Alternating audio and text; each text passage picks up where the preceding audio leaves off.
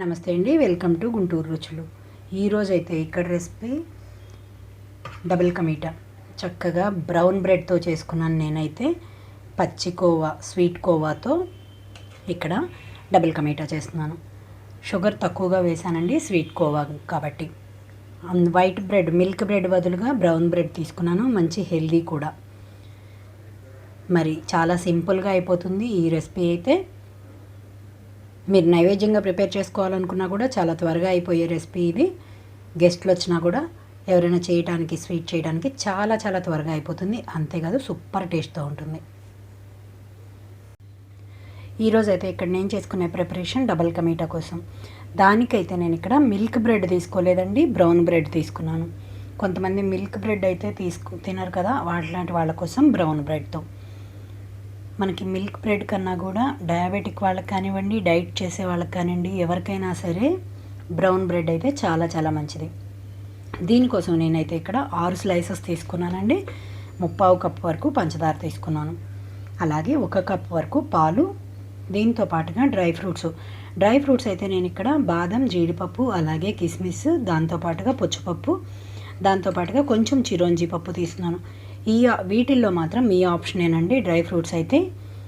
అలాగే యాలకుల పొడి 1 స్పూన్ వరకు, పచ్చి కోవా 1/2 కప్ తీసుకున్నాను. ఇప్పుడైతే పాలు కాచి చల్లార్చుకున్నానండి, పక్కన పెట్టుకుంటున్నాను. ముందుగా నేను బ్రెడ్ అయితే స్లైసెస్ కట్ చేసుకుంటున్నాను. నేను బ్రౌన్ బ్రెడ్డే కాబట్టి సైడ్లు కూడా కట్ చేయట్లేదండి. ఇక్కడ ఎలాగో కలర్ అదే కలర్లో ఉంది కాబట్టి మనం వేయించే కొద్దిగా డార్క్ అవుతుంది. నేనైతే వీటిని మిడిల్కి కట్ చేస్తున్నాను.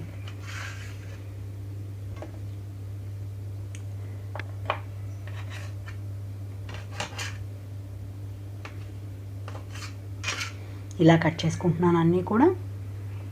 చూసారు కదా. ఇప్పుడు పాన్ పెట్టుకుంటున్నానండి. ఇక్కడ స్టవ్ ఆన్ చేసి పాన్ పెట్టుకున్నాను. ఇందులోకైతే ముందుగా డ్రై ఫ్రూట్స్ వేయించుకోవడానికి నెయ్యి వేసుకుంటున్నాను. ఇందులోకి ముందుగా జీడిపప్పు, అలాగే బాదం కట్ చేసుకున్న పలుకులు కలిపి వేయించుకుంటున్నాను. లో మీడియం ఫ్లేమ్ అడ్జస్ట్ చేసుకుంటూ ఇవి వేయించుకోవాలి. ఇవి కొంచెం లేట్గా వేగుతాయి కాబట్టి ముందు వీటిని వేసి వేయించుకుంటున్నాను. ఇవి ఇక్కడ లైట్గా కలర్ మారేటప్పుడే ఇందులోకి కిస్మిస్ కూడా వేసేస్తున్నాను. అలాగే చిరోంజి పప్పు కూడా. పుచ్చపప్పు చాలా డెలికేట్గానే ఉంటాయి కాబట్టి చివరిలో వేస్తున్నానండి. మీకు ఈ డబుల్ కమీటాలోకి డ్రై ఫ్రూట్స్ ఎన్ని ఉన్నా కూడా సూపర్గా ఉంటుంది. ఇప్పుడు చివరిగా పుచ్చపప్పు వేసేసుకుంటున్నాను.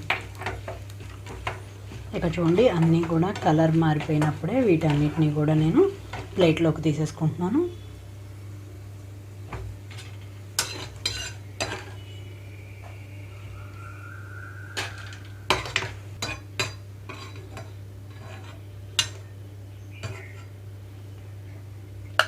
ఇప్పుడు ఇందులోని నేను బ్రెడ్ వేయించుకోవడానికి తగ్గట్టుగా నెయ్యి తీసుకుంటున్నానండి.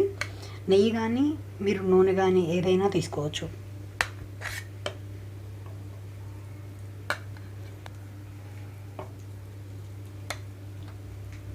ఇక్కడైతే నెయ్యి నేను 3 టేబుల్ స్పూన్స్ వరకు తీసుకున్నానండి. 2 సార్లుగా వేయించుకుంటున్నాను కాబట్టి ఒక్కసారి నెయ్యి కూడా వేయట్లేదు.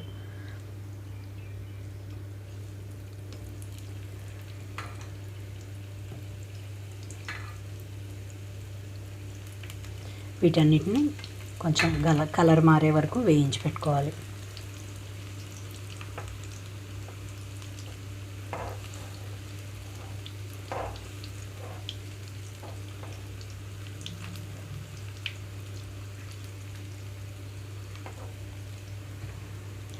రెండు వైపులా తిప్పుకుంటూ కలర్ మారే వరకు వేయించి పెట్టుకోవాలి. ఇక్కడ ఆల్రెడీ బ్రౌన్ కలర్లో ఉన్నాయి, కలర్ మారటం ఏంటంటున్నా అనుకుంటున్నారా?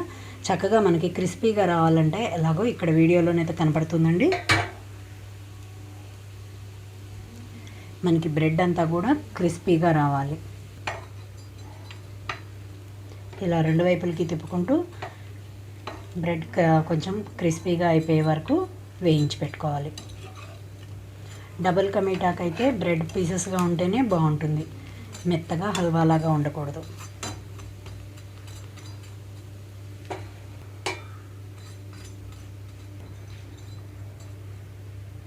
రెండు వైపుకి ఇలా తిప్పుకుంటూనే ఉండాలండి, మాడిపోకుండాను చూసుకోవాలి. కలర్ మారిపోయినాయి ఇట్లాంటి బ్రెడ్ పీసెస్ అన్నీ ప్లేట్లోకి తీసేసుకుంటున్నాను.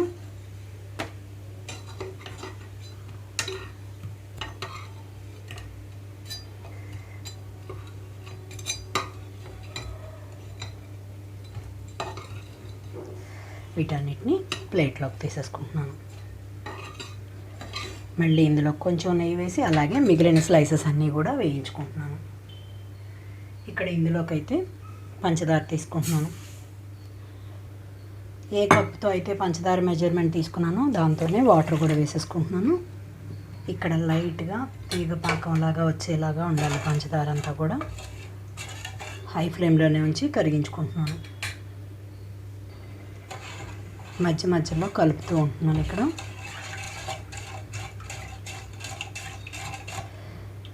పంచదార కరిగేటప్పుడే ఇందులో యాలకుల పొడి కూడా వేసేసుకుంటున్నాను.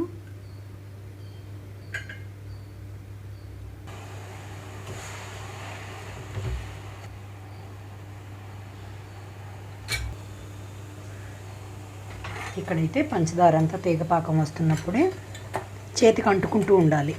అలా వచ్చేటప్పుడే ఈ వేయించిన బ్రెడ్ మొత్తం ఇందులోకి వేసేసుకుంటున్నాను.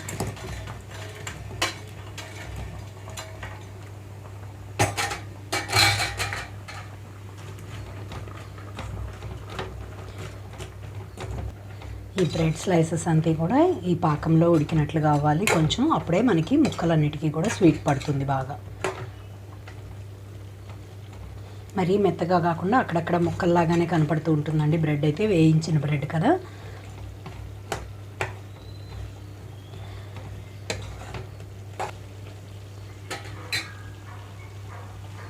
ఇక్కడ నేను పాలు తీసుకుంటున్నాను. డబుల్ కా మీఠాకి హల్వాకి ఉన్న డిఫరెన్స్ పాలు మాత్రమే. ఇంకా క్రీమ్తో ఉన్న పాలు పోసుకుంటే ఇంకా బాగుంటుంది.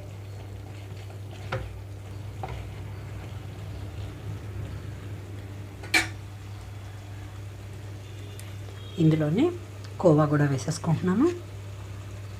కోవా అనేది మీ ఆప్షన్ మాత్రమేనండి, కానీ ఉంటే మాత్రం సూపర్గా ఉంటుంది. మనకి ఫంక్షన్ స్టైల్లో తెలుస్తుంది కదా, మనకి కొంచెం కొంచెంగా క్రీమ్ అక్కడక్కడ ఇలా చితపలుగా వైట్ కలర్లో, అది ఈ క్రీమ్ మాత్రమే.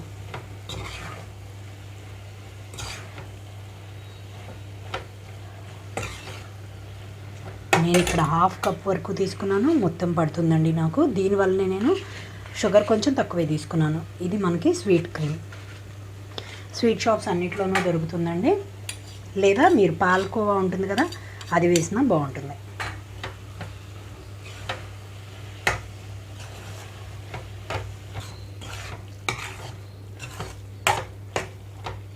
రెండు నిమిషాల పాటు లో ఫ్లేమ్లో ఇలాగే ఉంచేస్తున్నాను. కొన్ని డ్రై ఫ్రూట్స్ని కూడా వేసేసుకుంటున్నాను ఇందులోనే. ఇప్పుడు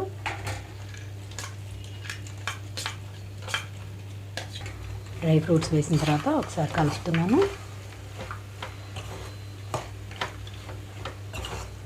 చూసారు కదా, పాలు కానీ షుగర్ సిరప్ కానీ ఏమీ లేవు, మొత్తం కూడా బ్రెడ్ పీల్ చేసుకుంటుంది.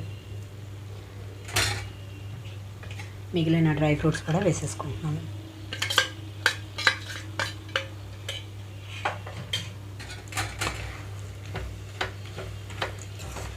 స్టవ్ ఆఫ్ చేసేసి సర్వింగ్ బౌల్లోకి తీసేసుకుంటున్నాను. ఇంకా మీరు కావాలనుకుంటే ఒక హాఫ్ కప్ వరకు కొంచెం నెయ్యి కూడా వేసుకోవచ్చు లాస్ట్లో. నేనైతే నెయ్యి వేయించుకోవడానికి ఎక్కువగానే వాడాను కాబట్టి ఇంకా వేయట్లేదు. స్టవ్ ఆఫ్ చేస్తున్నాను. సర్వింగ్ బౌల్లోకి తీసుకుంటున్నాను. ఇప్పుడు చూసారు కదా, sweet కోవాతో double ka meetha ready అయిపోయింది. అది బ్రౌన్ బ్రెడ్తో. మరి ఇంకెందుకు ఆలస్యం, మీరు కూడా ట్రై చేసి మీరు మీ ఒపీనియన్ అయితే కామెంట్ బాక్స్లో పెట్టండి. అలాగే మీలో ఎవరైనా మా వీడియో ఫస్ట్ టైం కానీ చూస్తున్నట్లయితే ప్లీజ్ మా ఛానల్ని సబ్స్క్రైబ్ చేయండి. అలాగే మా వీడియోస్ లైక్ చేస్తూ షేర్ చేయండి. పక్కనే ఉన్న bell icon all option click చేస్తే మేము ఇచ్చే వీడియోలన్నీ కూడా మీకు నోటిఫికేషన్స్ వస్తాయి. Please encouragement. Thank you for watching. Thank you.